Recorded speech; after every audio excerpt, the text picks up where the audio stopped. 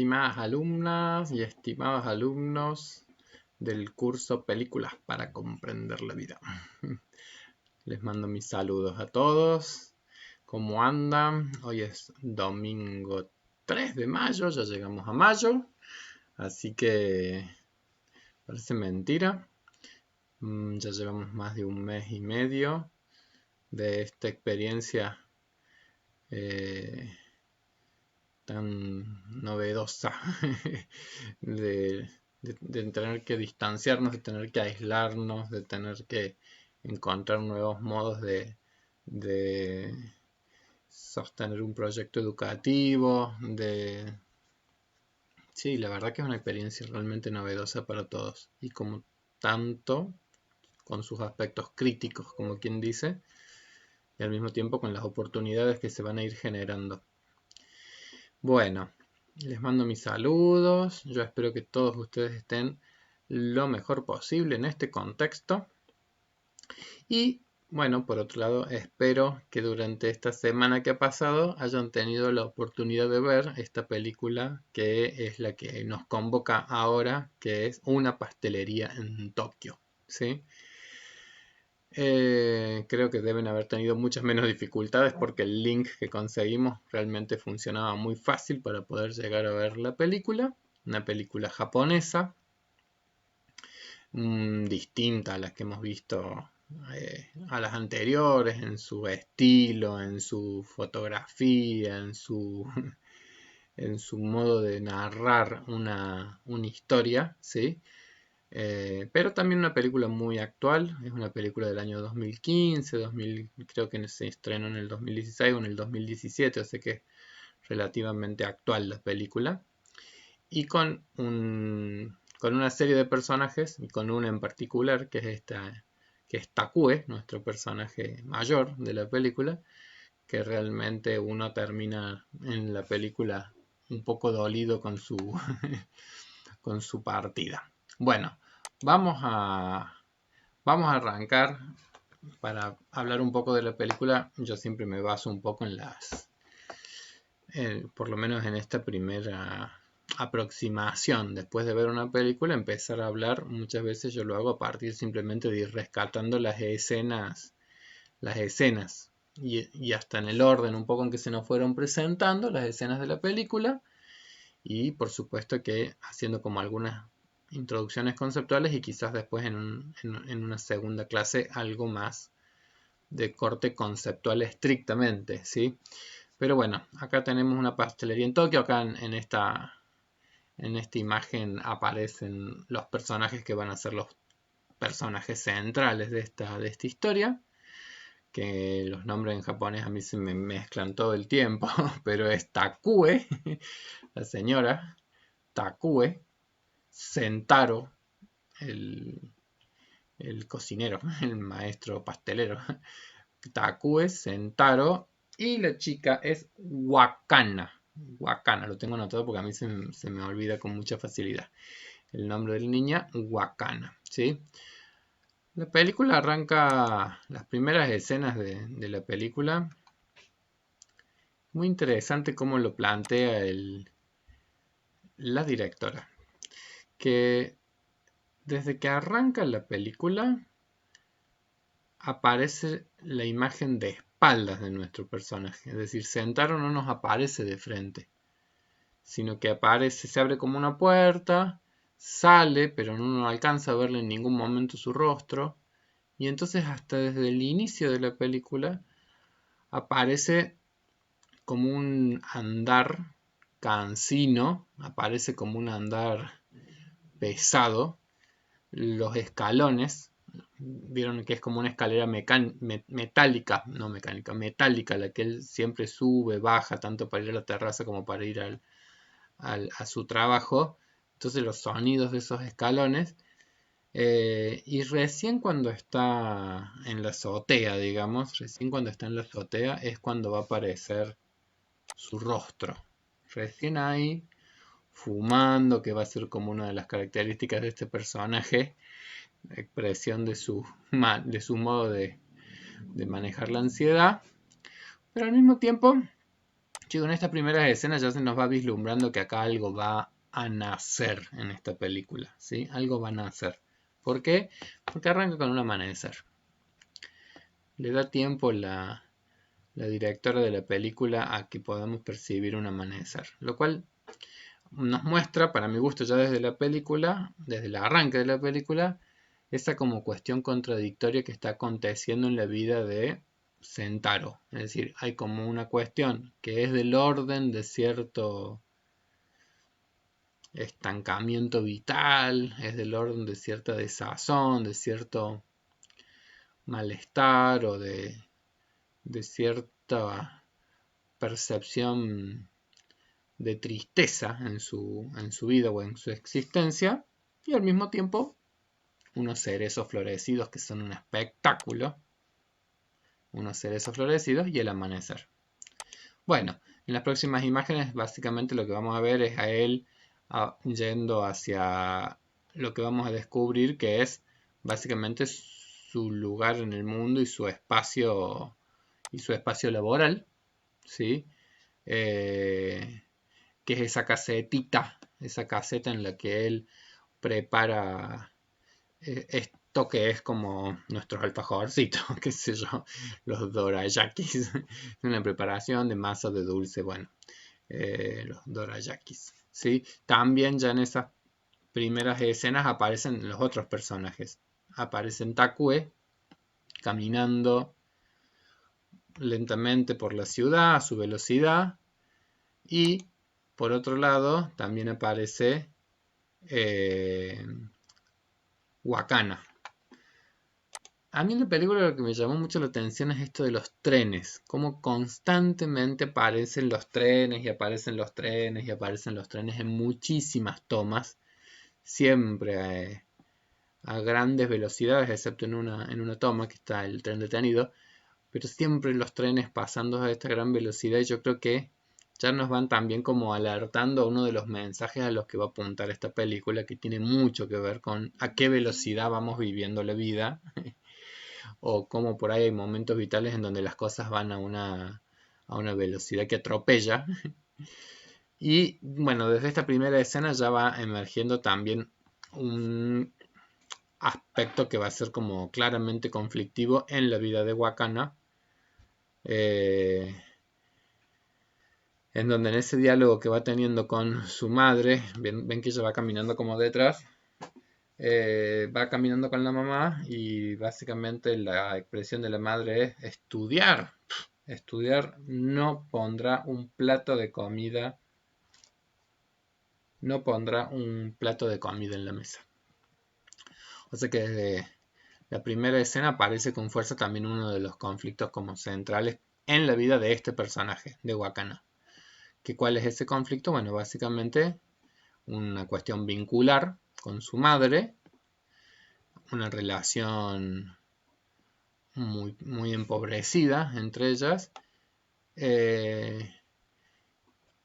y bueno, y una cuestión de una imposibilidad de Wakana de articular sueños para su propia existencia, que vamos a ver en algún momento que justamente la adolescencia es como un momento vital central en términos de la posibilidad de empezar a proyectar una historia de vida singular, y en algún punto Wakana ya se encuentra ante esa triste dificultad, digamos, es decir, de estar muy atrapada, bueno, en una historia familiar que no nos detallan en profundidad, pero se percibe que es una familia, digamos, en donde es como una mamá soltera, está viviendo en una relación con una mamá soltera, y evidentemente en una situación en donde la economía hace que, como en tantas situaciones, se cercenen un poco la posibilidad de poder pensarse soñándose más allá del aquí y ahora, porque quizás las carencias económicas como que obligan a tener que estar centrado en el presente de la subsistencia, ¿sí? Bueno, en las próximas escenas ponen mucho el foco. Yo creo que ahí de nuevo se va viendo como ese contraste entre la velocidad a la que a veces vamos en la vida y toda una serie de escenas en donde básicamente nos invitan a poder deleitarnos realmente con esa con esas flores, con esos árboles que son los cerezos, que pareciera ser que son no, son muy famosos en Japón, en Tokio, los cerezos, e incluso tienen todas sus fechas de celebraciones y sus días como de picnic en donde se celebra este momento en que brotan los cerezos y que parece ser que constituyen como un símbolo. Yo cuando veo esta película siempre me acuerdo del amarillo de los lapachos tucumanos. No sé si habrá algún tucumano en nuestro curso o tucumana, o bueno, o algún tucumano en nuestra audiencia, pero a mí me hace acordar mucho eso, es decir, porque en Tucumán son famosos los periodos en donde los lapachos amarillos están todos florecidos y que realmente le dan un espíritu a la ciudad y una identidad que los hacen como muy singulares, ¿sí?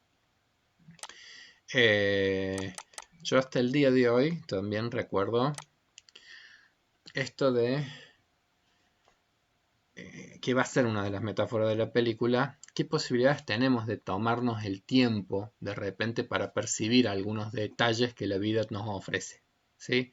Como a veces también una cultura puede ser algo que invite más, y un poco la cultura posmoderna es algo que lo caracteriza, es decir, como que las culturas pueden que nos estén invitando más o menos al, al poder apreciar lo que la naturaleza, lo que la vida ofrece.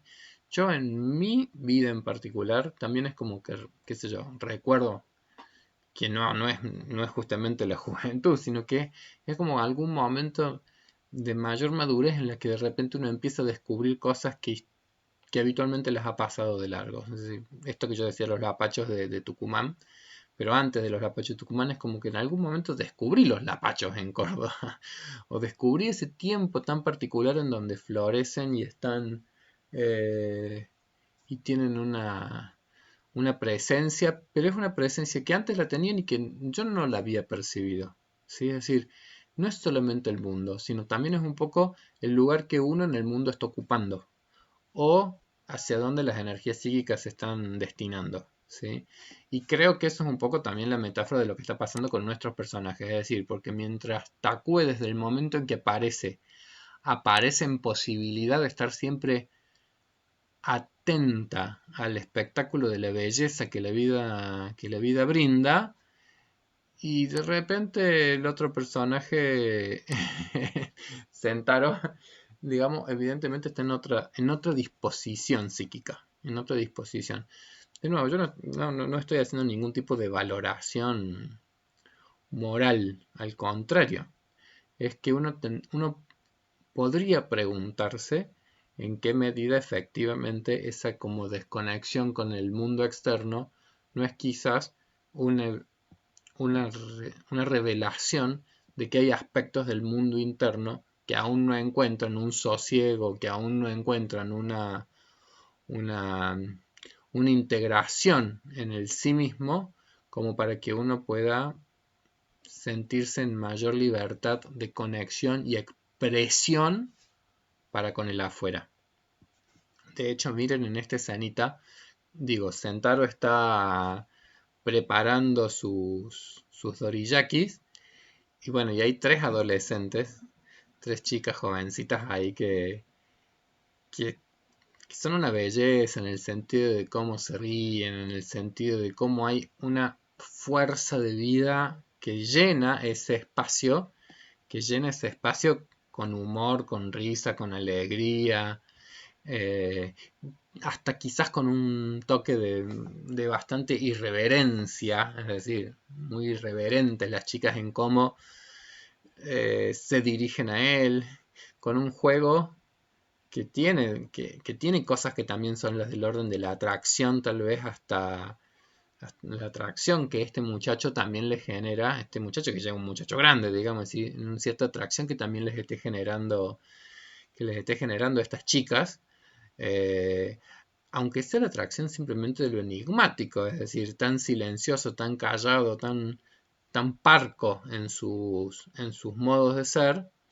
Y las chicas un poco como que ponen en palabras y ponen en evidencia justamente eso y hasta se ríen un poco de él, de su imposibilidad de reírse o de su seriedad. Y evidentemente que él se siente más incómodo que otra cosa porque hasta les quiere regalar cosas con tal de que se vayan. Y cuando ellos se van, ahí aparece ya nuestro tercer personaje, digamos, importante, que es Wakana, que digo, evidentemente ella ya tiene un vínculo, un conocimiento con Sentaro, porque ahí van apareciendo también esas cualidades de Sentaro, ¿sí? Es decir, eh, es como que hay cierta comunalidad que se va a ir develando a lo largo de la película entre Sentaro y Wakana, cierta comunalidad en esto de ser ambos personas que en algún punto se asemejan por la soledad en las cuales transitan sus propias historias de vida y por el particular vínculo que cada uno de sus casos ha habido también con sus figuras maternas, digamos, ¿sí? Entonces digo, son como compañeros también en cierta soledad vital. Y con ella presente, ahí es que va a aparecer Takue, ¿sí? Y es gracioso porque Takue inclusive es como que empieza, si bien ella ya cuando llega ha visto un cartel, no es que ella eh, se ofrece porque ha visto que hay un cartel que pedía eh,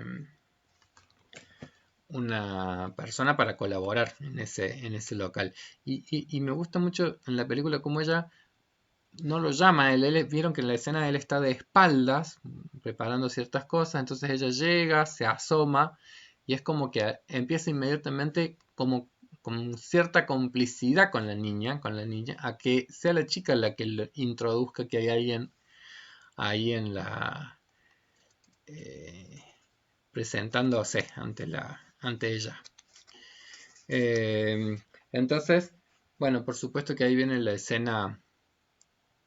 una escena que es, bueno, en donde ella básicamente pregunta si puede optar por el puesto laboral al que se ha hecho mención. Y para mí la escena más, bueno, claramente como la que despierta la mayor gama de prejuicios, que bueno, ¿y qué edad tiene usted? Porque no se anima a decirle que no directamente. ¿Qué edad tiene usted? Y bueno, la edad de la señora es 76 años. Y es como que básicamente él no sabe cómo decirle que no. ¿Sí? Entonces, para mí esa primera escenita es como claramente de lo que hemos hablado en algunas otras oportunidades, lo que es cómo las personas mayores, lamentablemente, la edad, en eso se transforma el viejismo, es decir, el viejismo son los prejuicios hacia las personas de edad.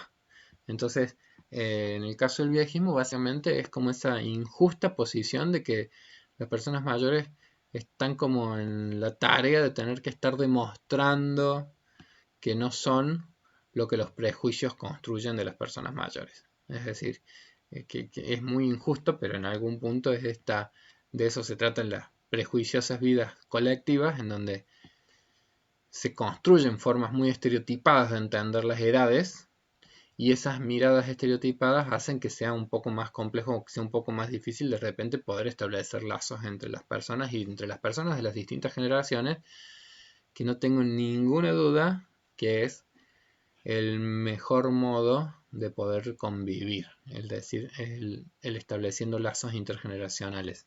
Intrageneracionales, por supuesto, pero intergeneracionales también. Los prejuicios existen para con todas las edades, ¿sí? Y así como el viejismo es la expresión de los prejuicios hacia las personas mayores, también hay expresiones muy prejuiciosas hacia los jóvenes. Oh, son pendejos, o son... y, mocosos.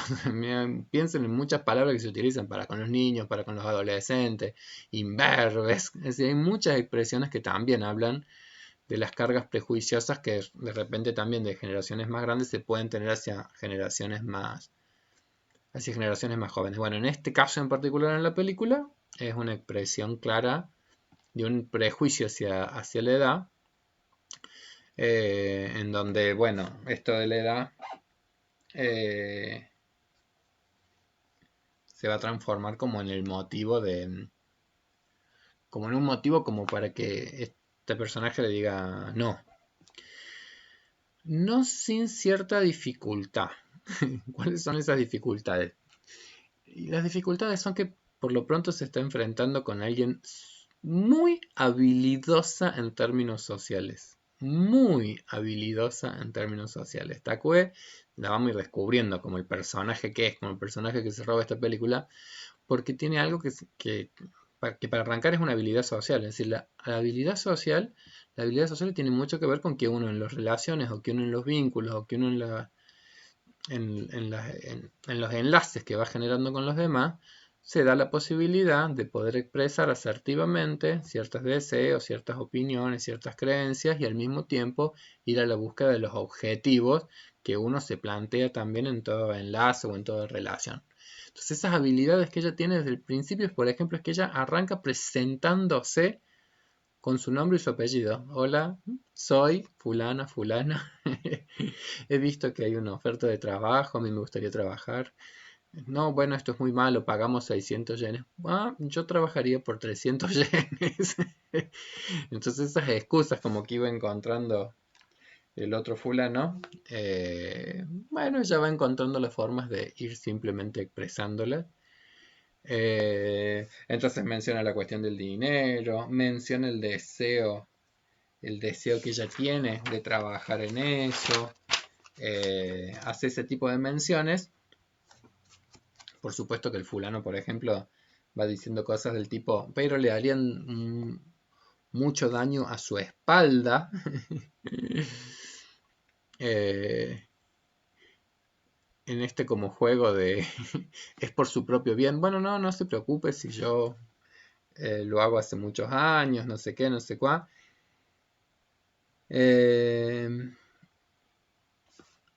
Bueno, y finalmente él le dice que no, que ese no podía contratarla, pero le da un doriyaki. Porque digo, en este fulano hay una cosa muy contradictoria, quien no tiene contradicciones, que quizás es algo del orden de la pena que está sintiendo por esta persona mayor. Es decir, no lo percibe como una posibilidad laboral concreta, sino no la puede ver. Las anteojeras que generan los prejuicios muchas veces tienen que ver con eso, así que uno no puede percibir al otro realmente como es ni quién es, y básicamente en este caso no es ni siquiera darse la oportunidad de conocerlo, porque el prejuicio básicamente lo que genera en muchos casos es que directamente no haya ninguna posibilidad de constitución del enlace. Después, a lo largo de la película, vamos a ver que quizás ya hay en ella una fuerza muy particular, porque ella no ha llegado a este lugar casualmente. Es decir, ha habido algo en ella que ha hecho de este una acción intencional de ella. Pero digo, los prejuicios de parte de él, evidentemente que podrían haber frenado cualquier tipo de posibilidad de enlace, pero digo, también hay una cosa ambivalente, porque así como le rechaza, también él le da un doriyaki, que ella intenta como pagar, y él ahí nomás, no, está bien, esto se lo ofrezco yo.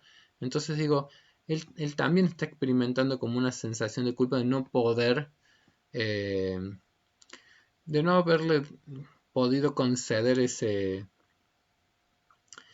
petición que una persona mayor está haciendo. Y que siempre está, como quien dice, esa posibilidad de que se ha movido la lástima. Lo que pasa es que, como dice un dicho que a mí me gusta mucho, la lástima en realidad no es una emoción que ayuda ni a quien la da ni a quien la recibe.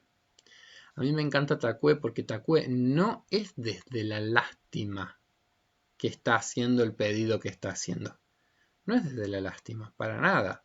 Es desde una posición absolutamente de total dignidad que está acercándose a este espacio en la búsqueda de esta posibilidad laboral. No es desde la lástima.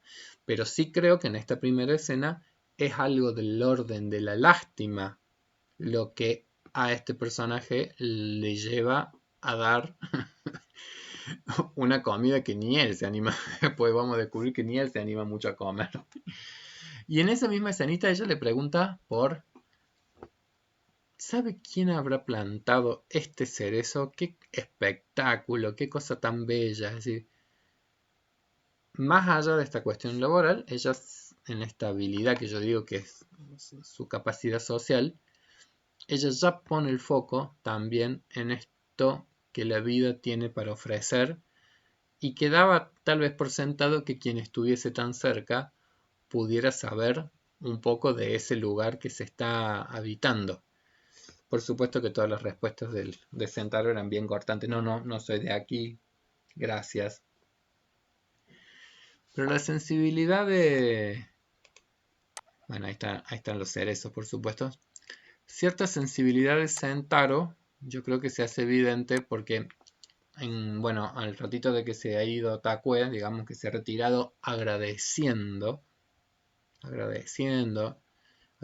que le han dado. Bueno, hasta esa habilidad tiene. Sentaro también le está pasando todos los restos de estas como tortitas y qué sé yo a Wakana. Es decir, yo digo, ahí se va viendo que es una sensibilidad también bastante particular es la que tiene Sentaro.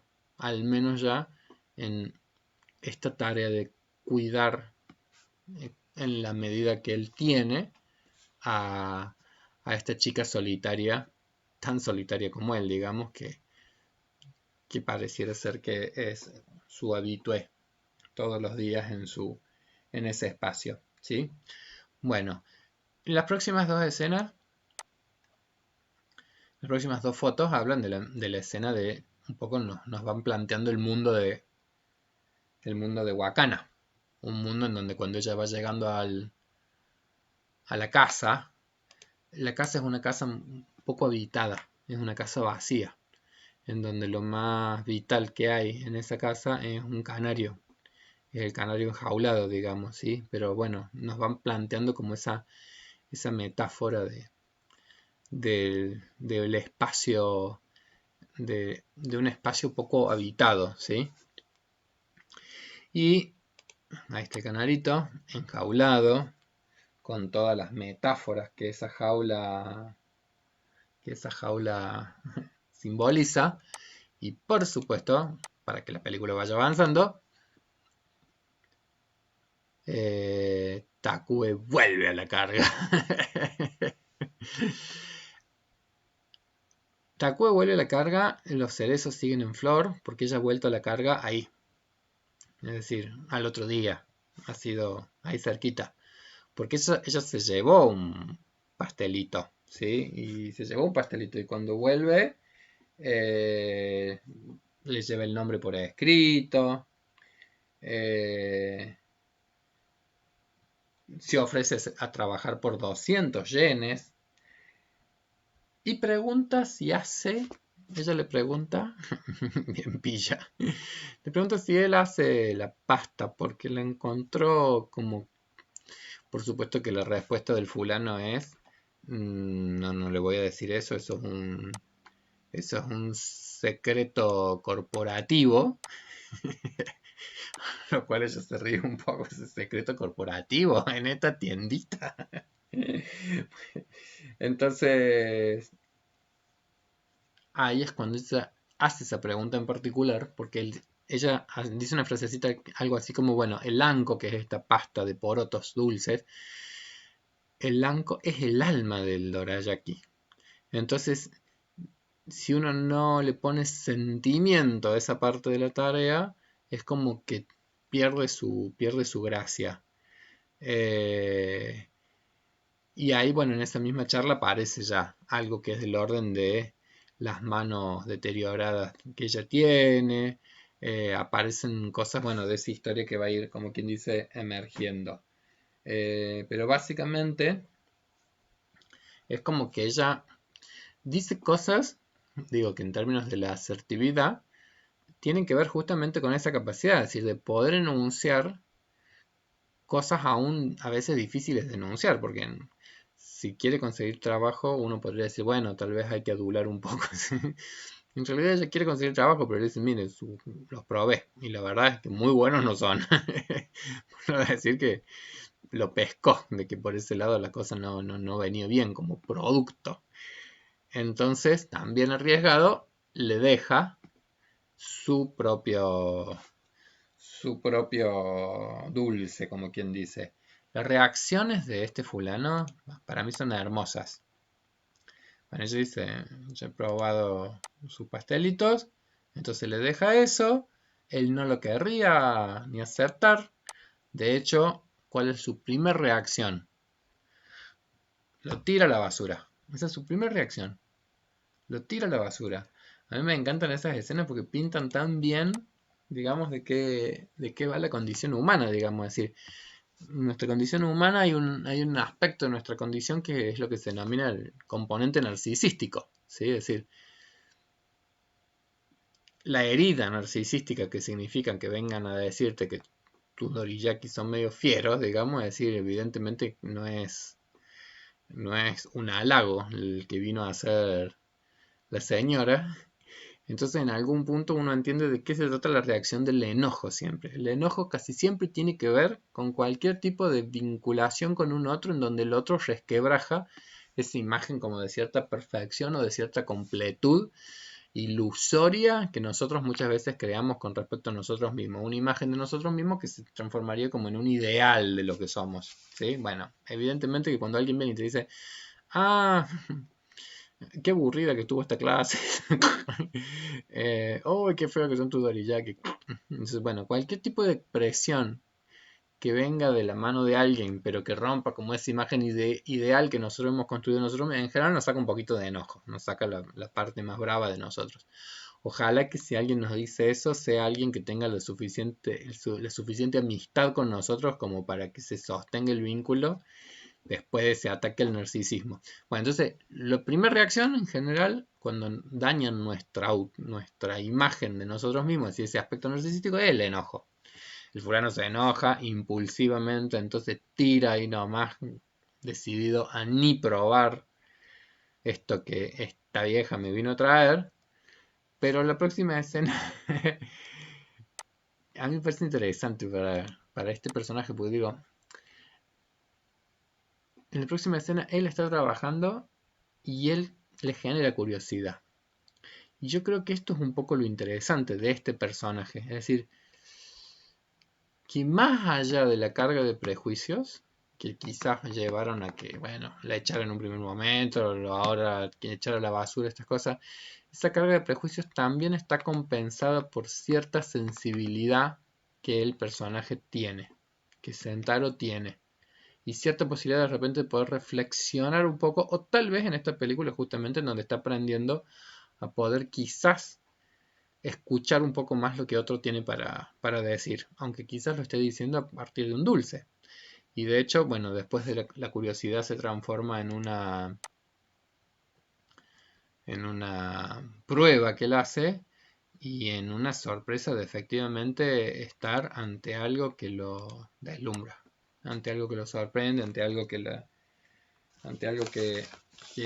él le genera, bueno, una enorme satisfacción haberlo probado, y al mismo tiempo va a ser tema central de la charla que, por ejemplo, va a tener cuando se reúnen con Wakana. Yo siempre con esta chica creo que hay toda una relación que todavía está como en un terreno ambiguo, ¿sí? Es decir, hay una distancia de edades grandes entre él y ella, por momentos parece una actitud más paternal la que va teniendo, y hay otras escenas en donde daría la sensación de que esto también a futuro eh, va a ser un enlace amoroso de pareja, como quien dice. Pero bueno, cuando se encuentran en ese bar, en ese barcito a la noche, él le cuenta lo de los dulces y las pastas que le dejó la mujer nuevamente. Y ahí Wakana es la que, bueno, por supuesto que él dice que está sorprendido por el aroma, por el sabor. Y ahí es cuando Wakana lo que le dice es, yo creo que habría que dejarle intentar, que ella quiere trabajar. Pero lo que va a acontecer es que van a pasar, las próximas escenas son muy lindas porque nos muestran esta imagen de los cerezos en flor y después aparece la imagen cuando ya los cerezos han perdido todas las flores y han brotado todos los árboles, es decir, porque ha pasado mucho tiempo y acá es cuando yo digo, ahí vuelvo a lo que es las habilidades de Takue, porque ella sembró con ese dulce que ha dejado en la esperanza de que él muerde el anzuelo, en la esperanza de que él lo pruebe, pero ya no ha vuelto, no volvió inmediatamente, no volvió al otro día, no volvió, sino que también creo que ahí viene un poco esa sabiduría que ella tiene de cómo también el tiempo de la espera, el tiempo de la espera, es decir, cuando uno empieza a construir algún tipo de enlace amoroso, el amor tiene mucho que ver también con lo que empieza a pasar no en el momento del encuentro, sino en el momento de la espera para el reencuentro.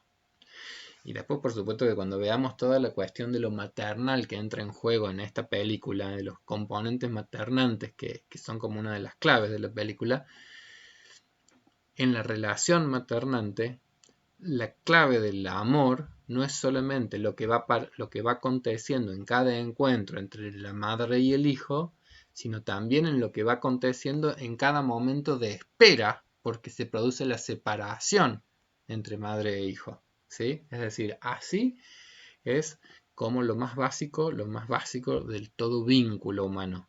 Los vínculos, nosotros empezamos a constituirnos, digamos, empieza a ser como central en la relación amorosa que se empieza a establecer con las personas, no solamente en el momento de los encuentros, sino en esto que es el anhelo de los reencuentros y los momentos de espera, y entonces en qué medida durante la espera el otro empieza a ocupar también un espacio en mi representación psíquica, en mi universo psíquico, ¿sí? Eh, para mí esa escena en donde se está encontrando con esta chica y a esa chica le está contando lo que ha pasado cuando ha probado el producto y todo lo demás, digo, esa es como una metáfora de que justamente ahora en ausencia está presente y está en su mundo representacional, y ese es un poco el inicio del vínculo amoroso, Takue. Ahí se empieza a hacer presente, ¿sí? Bueno, y después de esto, entonces, ahí es que viene a la carga nuevamente. Va llegando, eh, va llegando de nuevo Takue a la carga a buscar trabajo. Y para mí es muy metafórico porque obviamente que cuando ella llega, en algún punto él ya no es una sorpresa, sino que en algún punto estaba esperando ese momento como de reencuentro, estaba esperando ya que en algún momento apareciera la autora de estos dulces, pero a mí lo que me parece interesante es cómo, bueno, acá nos empieza a aparecer toda esta metáfora y bueno, y modo de ser de Takue, de, no puede decir, esta vieja está chiflada, habla con los árboles, ¿sí?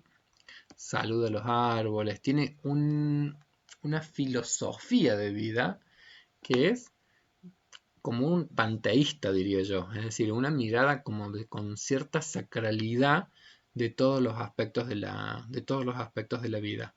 Entonces, a mí lo que me parece interesante es que cuando ella llega a esa caseta, nuevamente en su tercera avanzada, en donde ya efectivamente va a conseguir el trabajo, en donde ya hay alguien que la está esperando, que es Sentaro, y Sentaro está esperando ya que ella vuelva, ya lo está deseando, ya lo está anhelando, y cuando ella vuelve, con esto de sus saludos a las ramas, a los árboles, al viento y al sol, ella logra que Sentaro sea el que salga un poco de de esa casuchita, de que él salga a la luz, de que ella tiene tanta fuerza como para poder traer al otro, llevarlo, como quien dice, eh, desde el encierro hacia la luz, hacia otro espacio, y hacia algo que tiene que ver como esa posibilidad de que él empiece a percibir sin tanto encerrarse en el sí mismo. Bueno, por supuesto que después los temas centrales que van a empezar a aparecer van a tener que ver con, bueno, empieza una charla con respecto a lo que va a ser su contratación. Bueno, a ver, voy a hacer un cortecito acá porque vamos 40 minutos. Entonces, para que los videos no sean tremendamente pesados y no los pueda subir a YouTube. Y después vamos a seguir desde este punto analizando. Pero esta primera parte es como muy, para mi gusto es linda en el sentido de que nos van narrando muy con un estilo muy particular cómo se establece un vínculo, ¿sí? Y el rol que tiene la esperanza, en términos de esto, es decir, de poder esperar el reencuentro con el otro en la constitución de todo vínculo. Es decir, algo que se juega y que después la clave no va a estar tanto en el momento solamente del encuentro, que por supuesto que va a ser absolutamente significativo, sino también en el anhelo del reencuentro. Muy bien.